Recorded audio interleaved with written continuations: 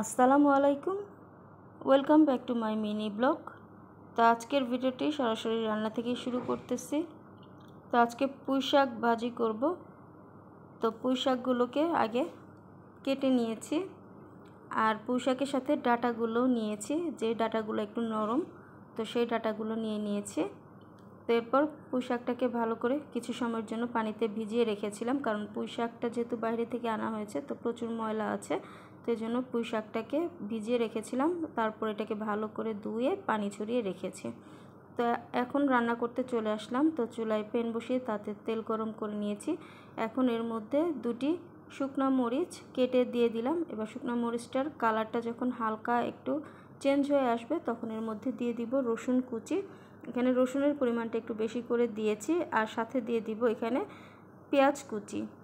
তো এবার পেঁয়াজ আর রসুনটাকে কিছু সময় একটু ভেজে নিব। তো আর রসুনটা কিন্তু লাল হয়ে ভাজা হয়ে গেছে, সাথে পেঁয়াজটাও কিন্তু নরম হয়েছে।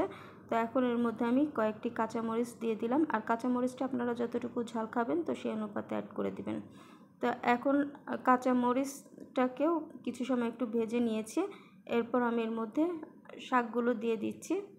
তো এখানে আমি অল্প অল্প করে শাক দিচ্ছি যাতে নিচে পড়ে না যায়। তো এই যে এখন আমি এখানে বাকি সবগুলো শাক দিয়ে দিয়েছি। তো এখন এর মধ্যে আমি পরিমাণ মতো লবণ দিয়ে দিলাম, দিয়ে এবার একটা ঢাকনা দিয়ে ঢেকে রেখে দিব কিছু সময়ের জন্য। তো কিছু সময় পর ঢাকনাটা তুলে নিয়েছি। তো এই যে দেখুন, শাক থেকে কিন্তু প্রচুর পানি বের হয়েছে, আর আমি কিন্তু শাকে এক্সট্রা কোনো পানি দিই নাই, এই পানি দিয়ে কিন্তু আমার শাকটা সেদ্ধ হয়ে যাবে। তো এই যে এই পানিটাকে আমি শুকিয়ে নিব। তো এই পর্যায়ে আর ঢাকনা দিব না। তো এই যে এখানে কিন্তু শাকটার পানিটা কিন্তু প্রায় শুকিয়ে এসেছে। তো এখনও কিছুটা পানি আছে। তো এই পানিটাকে আমি পুরোপুরি শুকিয়ে একটু ভাজা ভাজা করে নিব।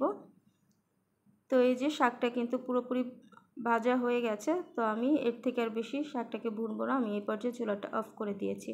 এরপর এটাকে আমি একটা সার্ভিং প্লেটে সার্ভ করে দিয়েছি।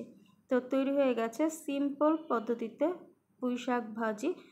আর এভাবে করে পুঁই শাক ভাজিটা করলে কিন্তু গরম ভাতের সাথে আর কিছুই লাগবে না, জাস্ট নিমিশে এক প্লেট ভাত শেষ হয়ে যাবে। তো আশা করছি আমার আজকের এই রেসিপিটি আপনারা অবশ্যই বাসায় একবার তৈরি করে খেয়ে দেখবেন। আশা করছি আপনাদের ভালো লাগবে। তাহলে আজকে এই পর্যন্তই। সবাই ভালো থাকবেন। আল্লাহ হাফেজ।